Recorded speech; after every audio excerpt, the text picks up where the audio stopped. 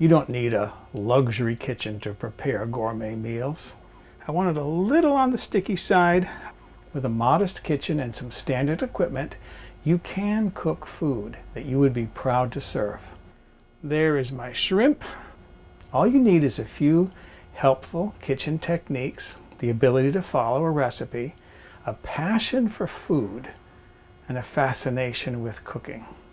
Just follow along the rib cage. That is so good. My name is Dennis. I really do live in a mobile home, in a trailer park, and this is my kitchen. I want to do another one of these relatively easy recipes to do, something you can do in less than half an hour, about half an hour. These are good for warm days when you don't want to spend all day in a hot kitchen, or you just find out you got guests coming over and you'd like to put a nice dinner on the table but do it relatively quickly. What I want to do today is a spicy shrimp, mildly spicy because I don't like things too spicy, with peas. And I'm going to use sugar snap peas, but you can use garden peas, you can use snow peas, served over a bed of curried rice. It'll probably take longer to cook the rice than it will to cook the shrimp and the peas. So this should be fairly simple.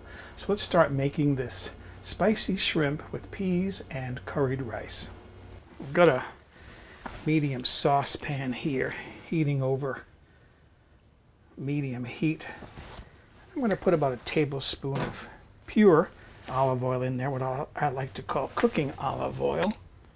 And then that's about 2 cloves of garlic, crushed through a garlic press.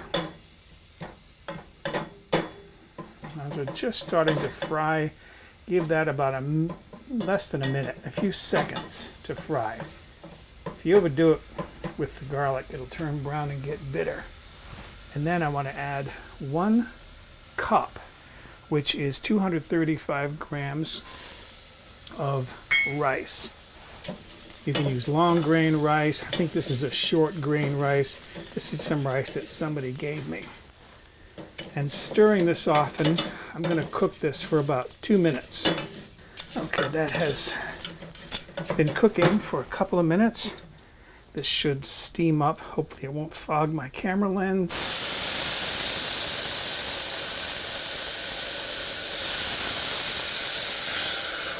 That's 2 cups of water, which is what? I don't have it marked down. 475 milliliters, 2 cups, 475 milliliters of water. And then I'm going to add to that 2 teaspoons of curry powder. I'm going to raise my heat to high here and then just bring this to a boil.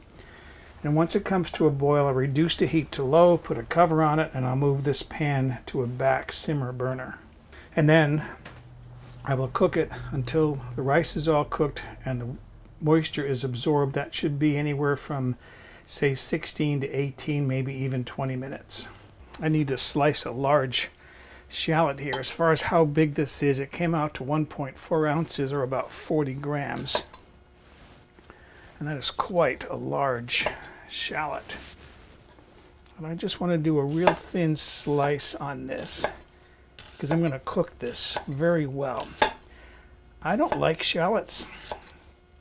Don't like the flavor of them when they're cooked. But I figured out one day that if I caramelize them, cook them really well till they start to turn to a golden color, they're really delicious. And in fact, that was how I came up with my recipe for my linguine and clam sauce. And that recipe is on my website.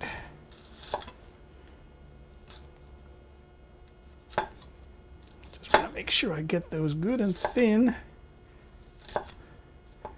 Okay, I'm getting down to the end there. I don't need that. All right, so there are my shallots. I'm going to get these frying. I've got a large skillet here, heating on my stove.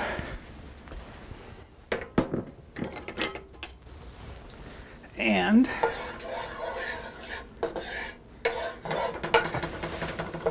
There go my shallots in there.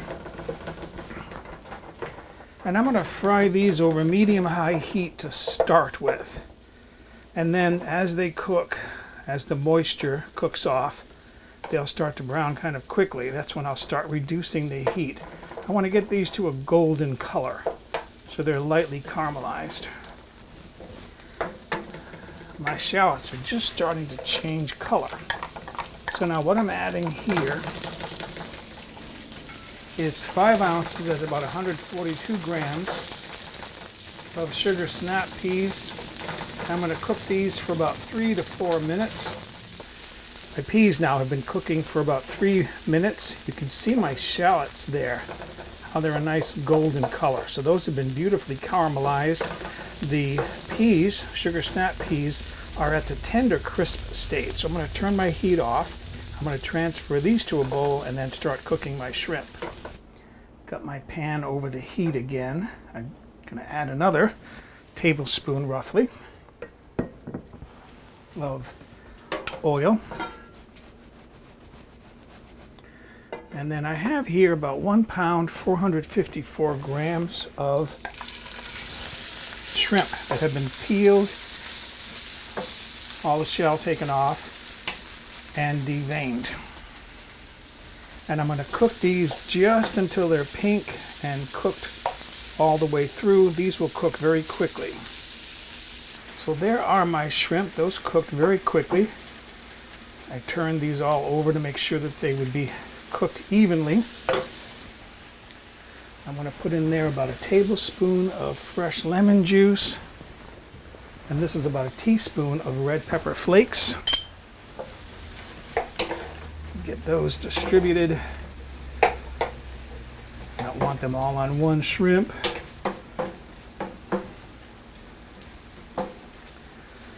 Okay, and now I'm going to transfer the shrimp out of this skillet and cook that liquid down until it's pretty near all evaporated. So there's my liquid all evaporated. I'm going to return my shrimp, my shallots, and my sugar snap peas to that pan to make sure these get a final warming. Oh, it's looking so good. That's my rice. So I turn my heat off under my rice. It's got to sit for a minute or two. Meanwhile, I want to just salt this. Then grind some freshly ground black pepper in there.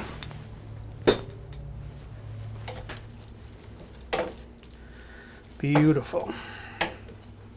I have some fresh basil leaves here that I want to chop up. If you can find good basil, you can put basil in this dish. Parsley is also good. Fresh Italian parsley chopped up. What I'm going to do is roll this kind of into a tight little, kind of a cigar. And then, as I always like to do, I use a ceramic knife. Very sharp ceramic knife. I find that basil tends to get dark if it's cut with a metal knife, and I'm cutting really, really close here. This is called a chiffonade. Like a 32nd of an inch. Just a few, couple 3 millimeters maybe. I think of a chiffonade as being little threads and a julienne as little strings. I'm gonna put that in a little bowl, and there's my basil for garnish. Okay, there's my rice. Nice, isn't that beautiful? I gave that a stir once, put the cover back on. Let it sit for a little bit. I want to make sure that that's salted because I know that's going to need salt. And then fluff that. And that's my curried rice. Now we are ready to plate this food and see what it tastes like. So how I would plate this, I would put some of my rice, my curried rice, on this plate. I'm figuring this recipe serves about 4 people. Okay.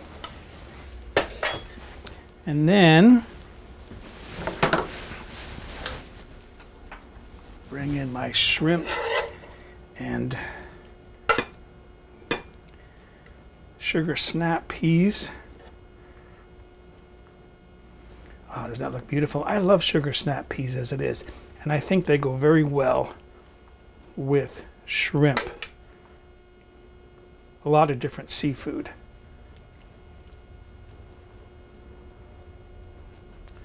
A little bit more as far as the sugar snap peas go, I think.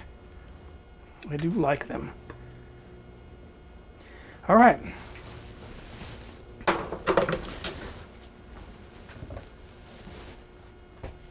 And then I would garnish that with a little bit of basil, chiffonade,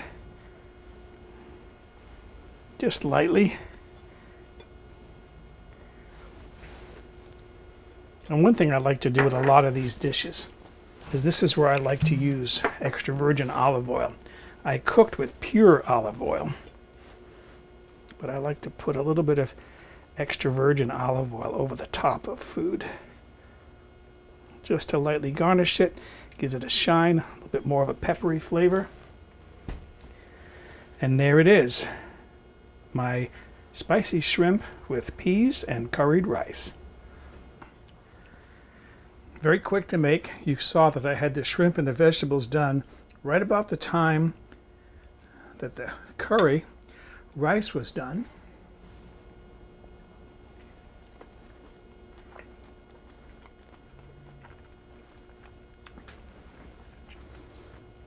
That is a very nice dish. I was a bit nervous about the curry because I'm not too crazy about curry. I want to taste my sugar snap peas. See, that's tender, crisp, cooked to perfection. Ah, that was good. My rice.